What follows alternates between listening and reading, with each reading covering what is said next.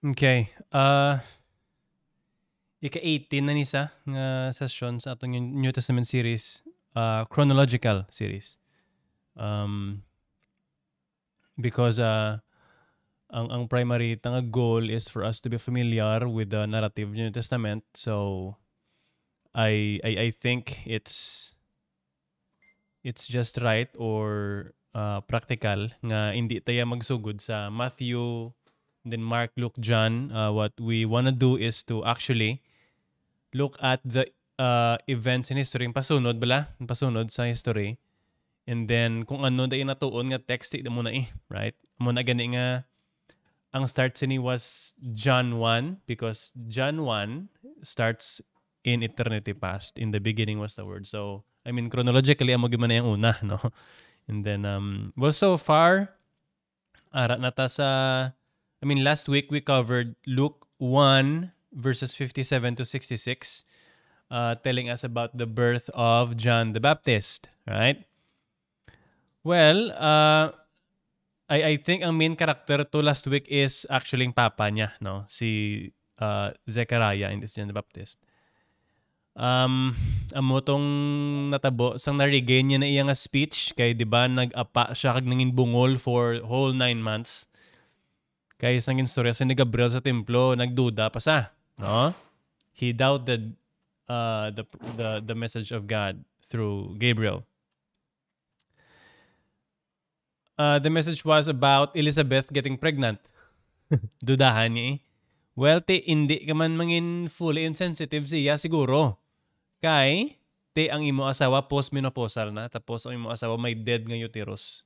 And then, your whole life, you haven't seen a miracle. I mean, we can safely assume that kiti after the prophet Micah, may 400 years nga silence, nga ang Diyos wala gid anything supernatural nga gipakita sa Israel. I mean, dira man na masulod si Alexander the Great sa 400-year period. And that's also the reason why nga Greek ang language sa mga Hudiyo. Anyways, so si Zechariah ni, your whole life, no? And ang whole life man sa imo nga lolo, kag ang lolo mo, wala agad blas ang anything supernatural, tapos gulpi lang. You've been a priest your whole life, tapos gulpi lang pag gadto mo sa templo, may mastorya si mo nga non-human, no? Tapos i-present yung pang self yung angel from God. Bis nga ikaw, guro, maduda ka man, no? No? Ngi ka lang, gulpi lang may magwa nga kasanag, surya ka, mamilyonaryo ka, no? So, yeah, and then your wife is going to bear a son. It would be a miracle itself kung nagpati siya dayon, no? Iban gani, maybe some might call it stupid or sad. Kiti, grabe, life nila ni Elizabeth sa asawa, imagine na, without a child, no? Well, yeah, since we spoke about the life of Zechariah and Elizabeth, I think may mga na-encounter tanga kamatuoran that we can closely and immediately nga maka-empathize kabla, no? Sa part ni Zechariah, to imagine being a priest and serve ka sa Diyos your whole life. Imagine na.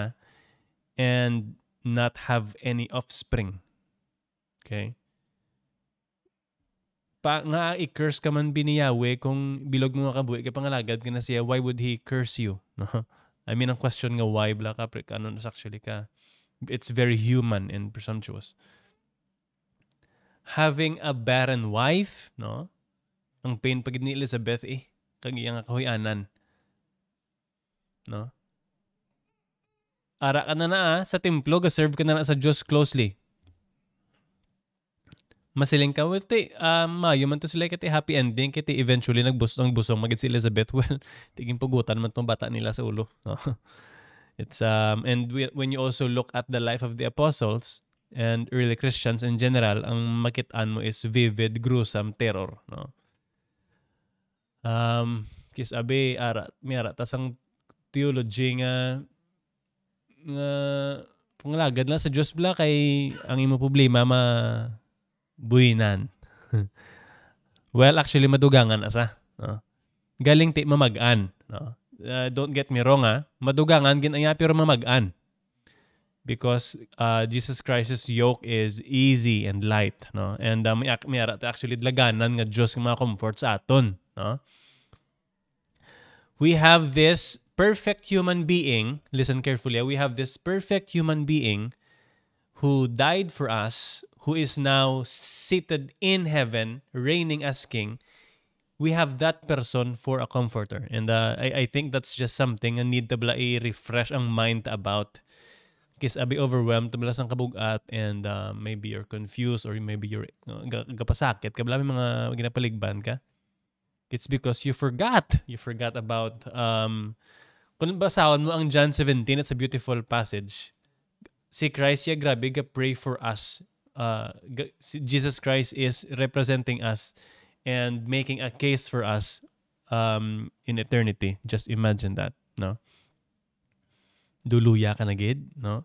Jesus got you. Do ka prosperity. Anyways, but that's really true, no? And going back to the apostles, no? I mean, interestingly, ang Christians, imaginable, you were just a bunch of followers of this craftsman from Nazareth, but ginpaluhod nyo ang Rome. No, grabe. The whole empire crumbled before you. Wala man kamo any political power, wala man kamo mga sundalo nga damo-damo, pero ang bilog nga empire, no, nakulbaan sa inyo. Interestingly, that was the case sang ginapang ihaw pa sila, no? Sang ginalagas pa sila, sang ginapamatay pa sila. Subong niya, ang mga Christian, sige niya guta na lang, no? Ite, upod man ta sila mo, no?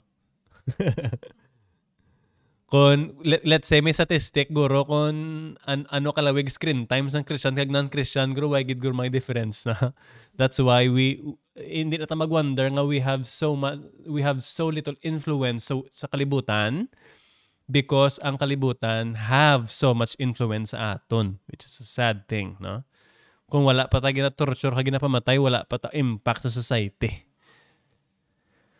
Well, anyways, thank you everyone for being here, and lipay gid ko na may privilege siya. Thank you, Bong and Kia, for having us.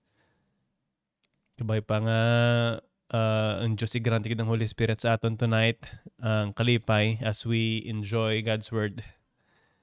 Tonight, we will try and cover verses 67 to 80, Luke 1 tagyapon. Okay? Basahon ko lang sa inyong text, ha. Matayin nyo lang da. Luke chapter 1 verses 67 to 80. And his father, ang his na di, ang hikag his na di, it's referring to John the Baptist, of course, just for context.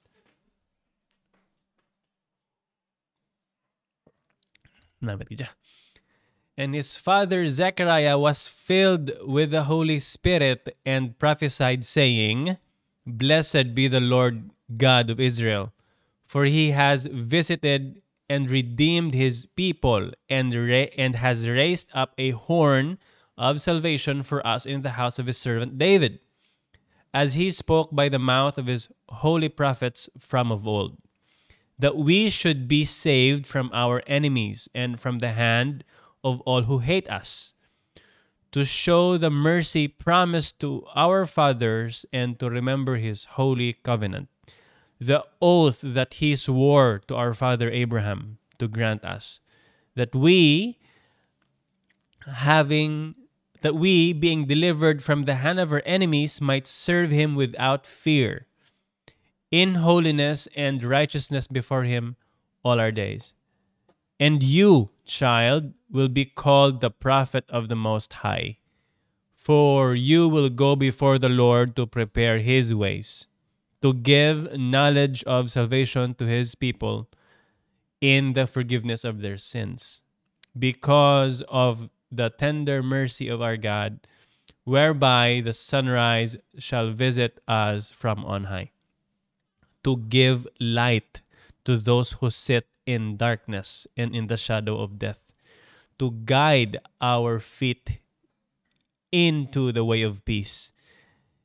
And the child grew and became strong in spirit, and he was in the wilderness until the day of his public appearance to Israel.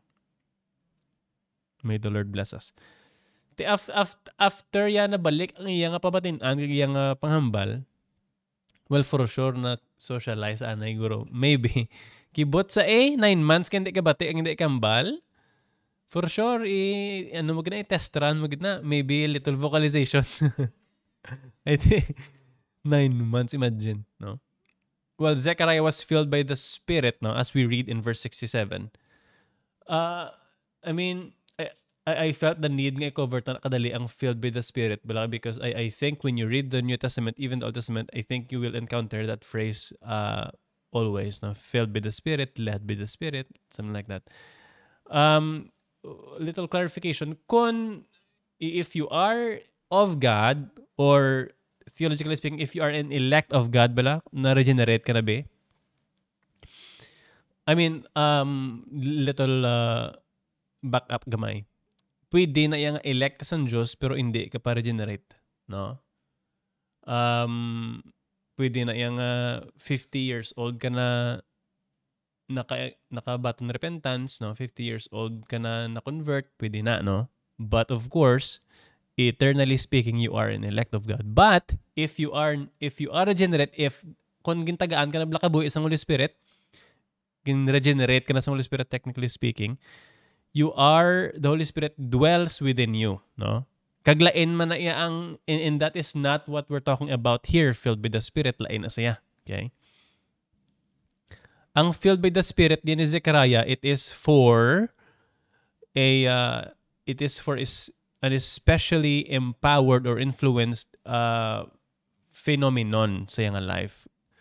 Well, we can assume safely it is for this exact message ang ginhambalya sa next mga verses.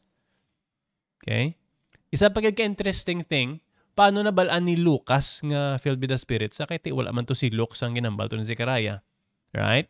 What we are reading right now, ang ginsulat ni Luke yung account. Wala man to sa ginhambal to ni Zechariah. No? So paano yung nabalaan nga si Zechariah filled by the Spirit? Maybe nangin widespread ning phenomenon nga nangin word of mouth nga grabe to sang naghambal to Zechariah at that time. We experienced the Spirit of God so intensely. So they would describe it as Zechariah was filled by the Spirit. So maybe that's what happened. Okay? I mean, hindi man abi strange sa aton mo. And for example, let me give you an example. May ara gid ya mga Sunday preaching, let's say for example mamati ka Sunday sermon, no? May ara gid na yung mga Domingo nga feeling mo blessed ka compared sa ibang Domingo, right? Hindi na siguro ma-deny, no? So ikaw ang na-feel sa Holy Spirit or si pastor, no? So that's what I'm trying to talk. That's what I'm trying to say. Nga may mga amo ng instance nga made Luke or even Matthew or Mark or John, kung may maning account, say nga Zechariah was filled by the Spirit. Isa ka possibility kay si Luke nang inspired man sa authors ng scripture, so may bigin reveal sa Holy Spirit siya nga ibutang lang nga filled by the Spirit, pwede man na. But I think ang former kung explanation mas can make sense. Okay. So, well, if you think about Genesis 9:26 no? Ang blessed be the Lord nga some kind of a formula, daan na niya, no? Genesis 9 pa lang gani, blessed be the Lord, the God of Shem. It is a long-standing tradition na sa pag-acknowledge ang greatness ng Diyos plus sa kabuhi mo, no? Well, sa aton, paano naman? Thank you, Lord, good, maybe amo na, no? Pero sa mga Hudiyo, mayroon na sila yung mga certain phrase, certain expressions nga nanging culturally relevant sa pila ka generation. So, ang blessed be the Lord, dugay na gid na. Actually, gani, si Shem, di ba pa sa Abraham, hindi pa rin matawag Hudiyo, no? Kaya ang Jew as a race, so good kay Abraham, eh. So, dugay na gid. By that time, ginhambal ni Zechariah, ini nga blessing niya, daan na. Kiti, Jesus coming into the world, we start seeing a new ways of blessing, no? Biskan si Pablo, gani, sa 2 Corinthians 1:3, blessed be the God and the Father of our Lord Jesus Christ. No? So maybe mamangkot ka, why does Zechariah nagagamit sa mga traditional nga form? Kasi because the Messiah, Jesus, ginpromise na sa Israel, dugay naman. No? Maybe that's what's going on sa mind ni Zechariah, why he would say those words. Because he's gonna talk about the long-awaited promise, no, the sure promise sa Israel. He was raised up and sent for us. Now, when we talk about blessing God, of course, wala na sa nagamin nga i-bless mo ang Diyos, okay? Or maybe you wanna add to God's glory, of course not, no? It's an expression of praising Him, no, glorifying Him for who He is, and thanking Him for everything He's done. Basically, when you say, dalayawan gid ang Diyos, or dapat gid pasalamatan ang Diyos, it's not as if you have in mind nga need na sa Diyos, no? Hindi no? You say dalayawan gid ang Diyos because it is your expression, ang imo na expressions, maybe sang na-experience mo nga bag-o lang gid nga. Let's say, no, nagkachatana ng Christian, pagkabata bla ni Lucy, isa, ang balyad dalayawan ng Diyos. Maybe it relates to something na experience mo, something really great, and you see that it's because of God, no? So you say those words. It is coming from a heart of a child of God, experiencing God, no? Maybe immediately or indefinitely, you say those words. Grabe. Nga ako numaw, nga blessed be the Lord. Sugpo niya, next part sang same nga verse, for He hath visited and redeemed His people. Ano ay nagadlagan sa may ni Zechariah? Of course, well, being a priest, for sure familiar gina siya sa Old Testament narrative and scripture. I'd like to think nga gina-recall ang natabo sa Exodus, no? When you read Exodus 3:16, siling ni Yahweh, I have observed you and what has been done to you in Egypt. Paminsanan ablang nga text ko dali, no? When you looked upon Israel and delivered them from Egypt's bondage, mo nang hambal ni Yahweh. I mean, as a life to be, gak overwhelmed ka mo, no? It's either gak overwhelmed ka sang kahapos or gak overwhelmed ka sang kabudlay, duwa man na mo. And equally lain gini sila ya, na it's either ma-overwhelmed ka do kahapos ang kabuy do paid taran nga bills, may extra pa, no? Do wala gid masakit aw. Why buhin prayer time no? Anay nagkramaal na ludluhod naman. No?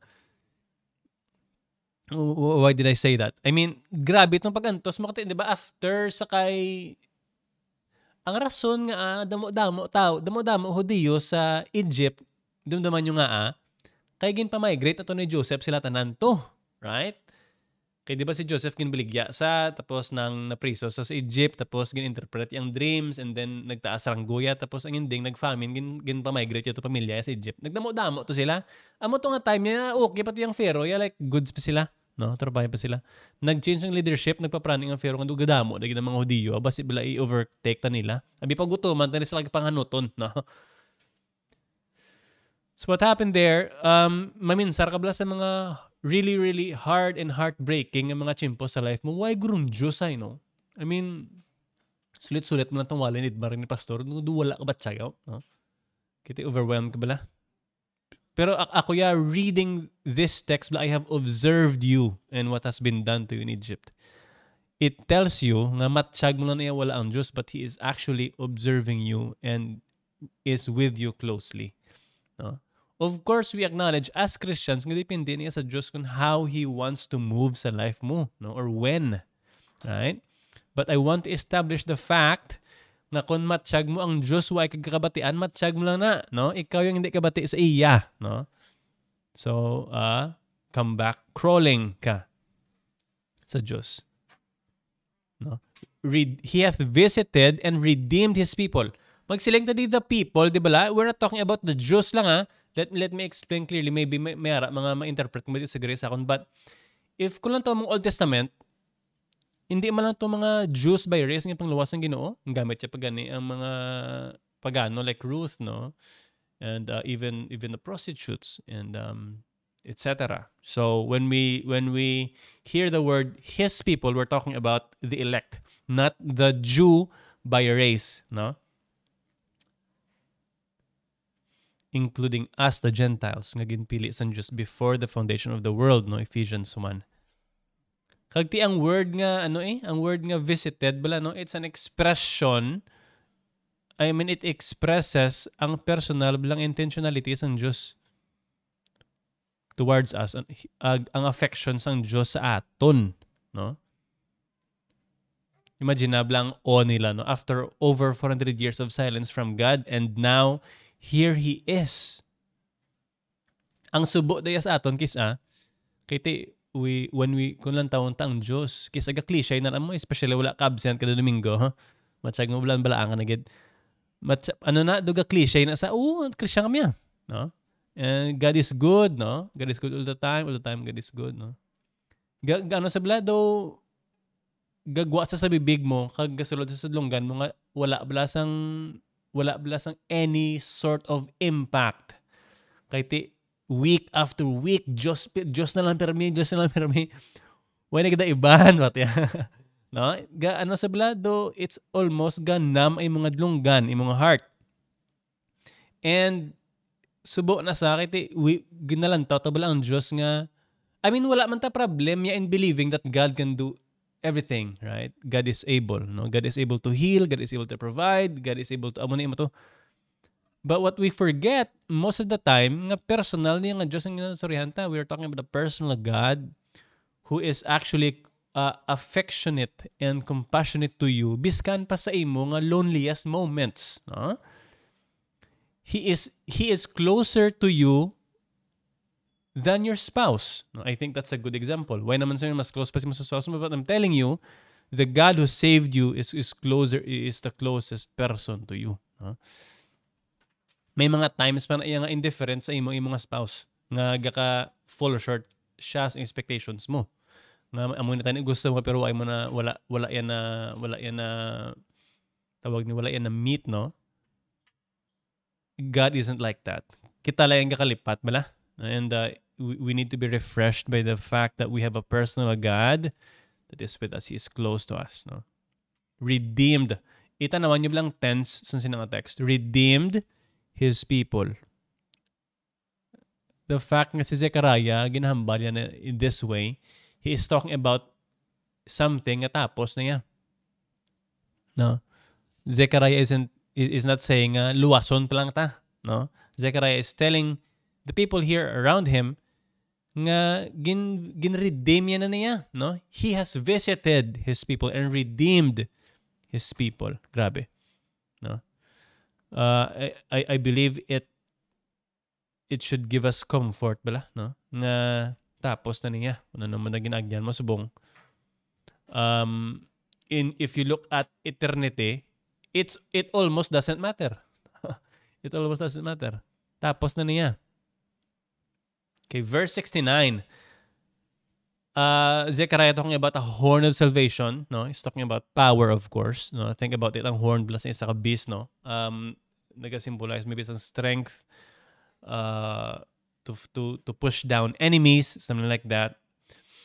I think it's a good analogy when we look at salvation. Hindi ebla salvation nga defensive siya eblang aspect, but in an offense position nga, no, battling Satan, death, hell, no?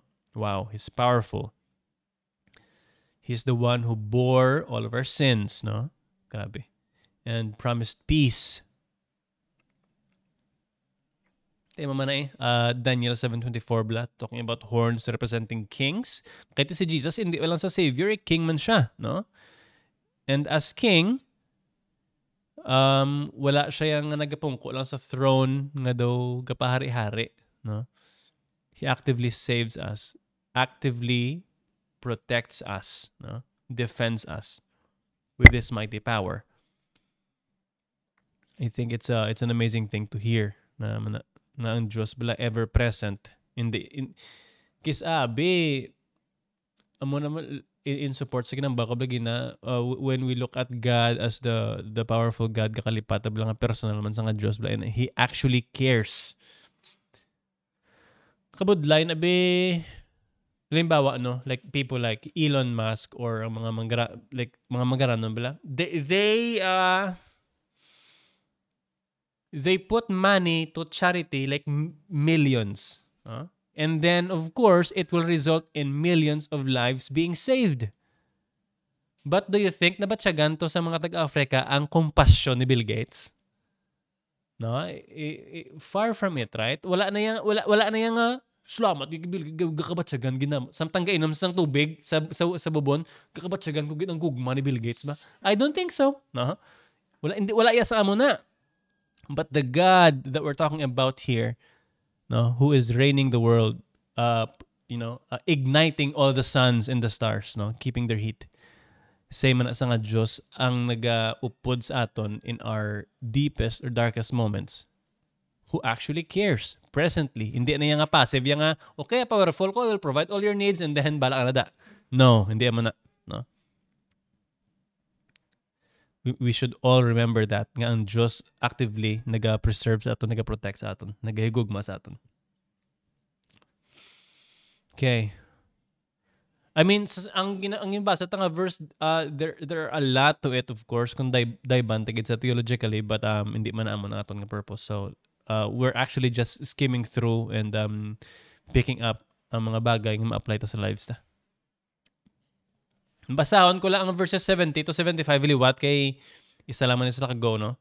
Verse 70, as he spoke by the mouth of his holy prophets from of old, that we should be saved from our enemies and from the hand of all who hate us, to show the mercy promised to our fathers and to remember his holy covenant.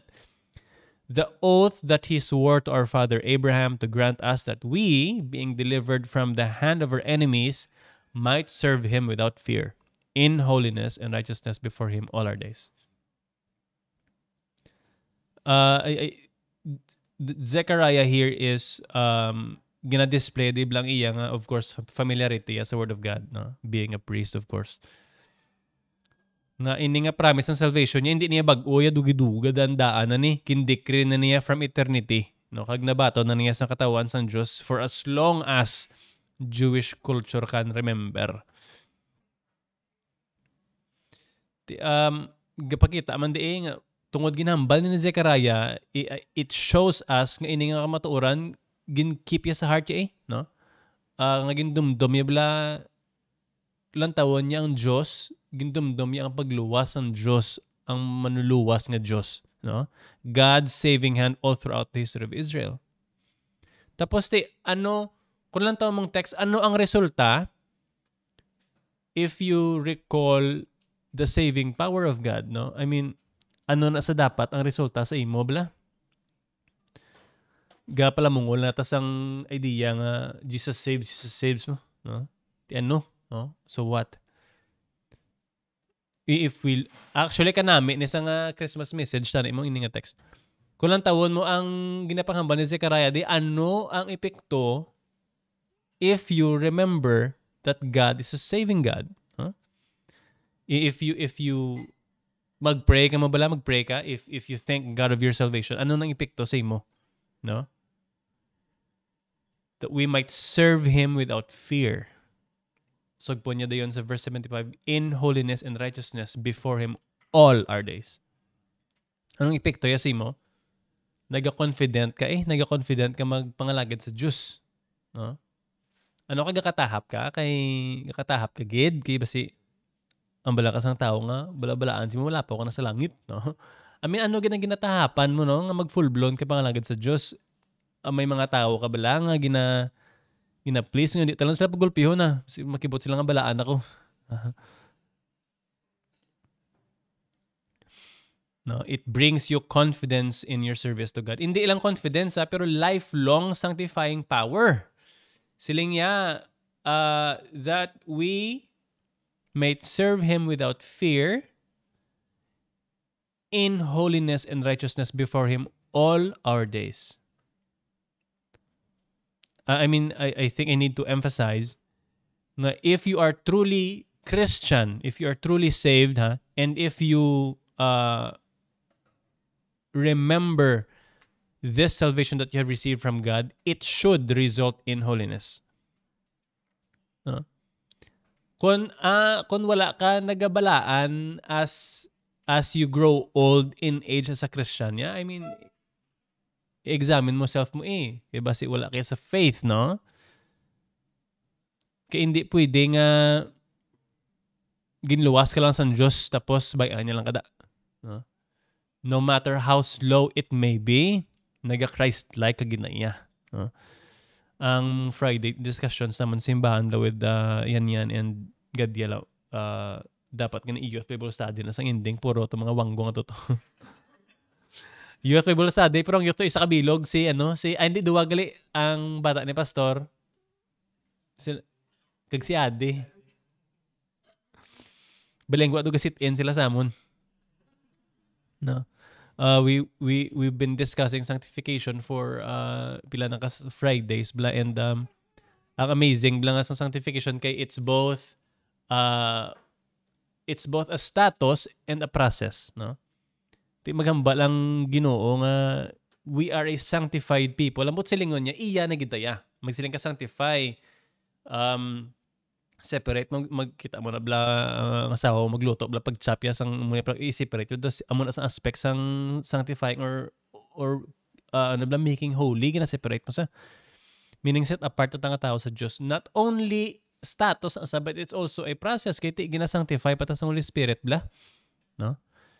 And ang amazing thing about sanctification kay ti it is an act of God, no? I mean may mga gatudlo nga ang sanctification kuno synergistic, no? But silingon you need to work with God to be sanctified, no?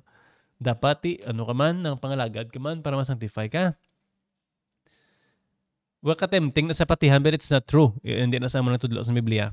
Kung ka pangalagad kaya sa Diyos and then if you're inspired to do good works, wala na siya nagakuha sanctification sa imo. It is the result of sanctification. Okay? Gusto ko na i-clarify. Ang sanctification niya, monergistic niya, wala ka na dahil isang maiamot da. No? It is God that removed your guilt, no? Justified you. Ang Diyos man ang naga-remove sang present sin sa life mo. Ang Diyos man naga-sanctify sa imo.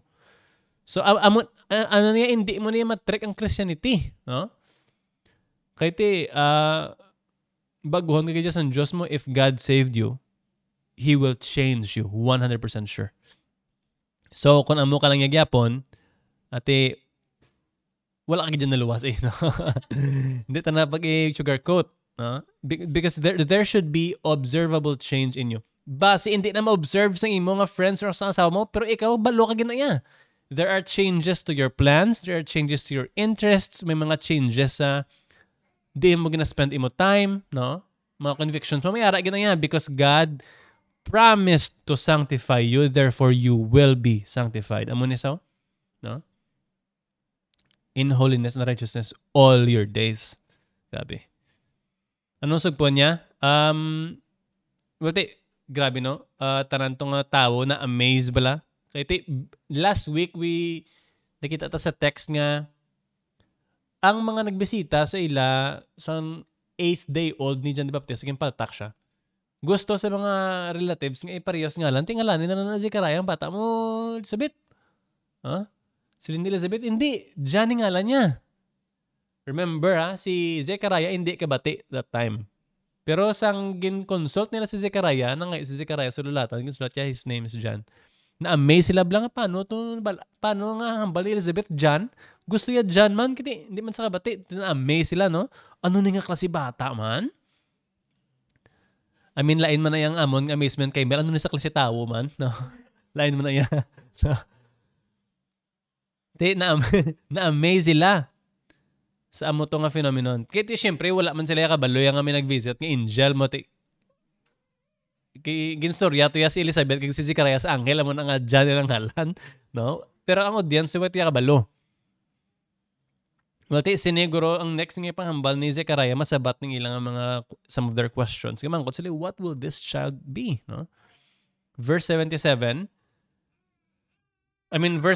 anay. And you, child, after to hambal tanan ni Zechariah parte sa kay Jesus, bala? Pero si Messiah, or the unborn child of Mary. Grabe, way pa na bata, inalibak.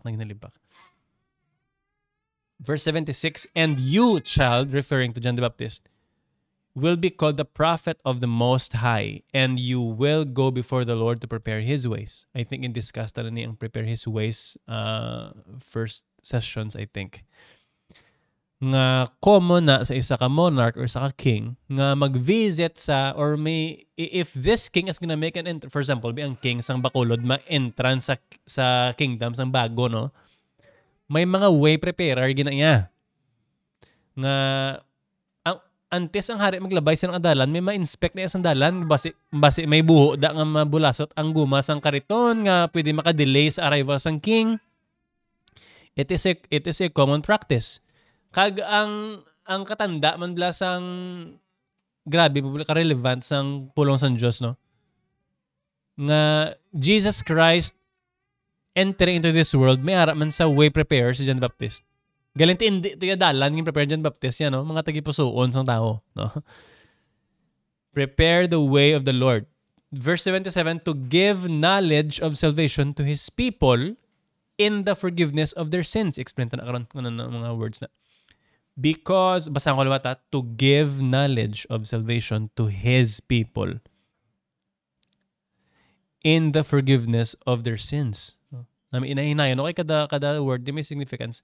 Because of the tender mercy of our God, whereby the sunrise shall visit us from on high, to give light to those who sit in darkness and in the shadow of death, to guide our feet into the way of peace, no? Again, Zechariah is talking about a salvation nga na-accomplish na hindi nga i-perform pa lang. Okay? Kag forgiveness nga nabato na ya, no? Nabato na niya nga forgiveness. Ari galing interesting, oh. John the Baptist brings a message of an accomplished salvation and a done forgiveness. Pero paano yun naging-announce? Bala na gang basa, guys, God loves you. God loves you, bro. Muna? Hindi, no? I mean, kung lang tao mo New Testament, hindi ka kita yung nga nag-announce sila yung nga, palangga mo bala sang Diyos. Ma-wonder ka nga, if you read the whole New Testament, hindi mo gina makita nga phrase, hindi mo gina makita ang gingamit na sa mga apostles, yeah? Kaya it's a tempting idea. Kadto ka bala sa SM, tapos ang balay sila nga palangga sila sang Diyos. No, tapos to ka, ano, sanod ka holy-ish. It's actually a lie. You don't know that, no? Wala ka idea. Hambalan mo stranger, God loves you. You don't know that. Come on, no? Wala ka idea, yeah? So don't go out and tell people that God loves them. You don't know that, no? You might be giving false hope to a reprobate. So what do you tell them? What do you tell these people? Well, be like John the Baptist, no? Repent! Huh? Si John the Baptist, kabalosa, nga he is preparing the way for the Savior, for the accomplished Savior, but he did not tell people, hey guys, your Savior is here, you're all good. Wala sa nag-amo na iya. He delivered the message of hope by crying in the wilderness, repent. Grabe, no? Kaya amo na iya, you implore people to repent. You don't tell them God loves them because they already love themselves. You tell them nga God has a wonderful plan for you. Really? May wonderful plan mo ko sa life ko? Same kami ni God. Ano nga God, no? Implore them and command them to repent kaya amo na ganun nila, no?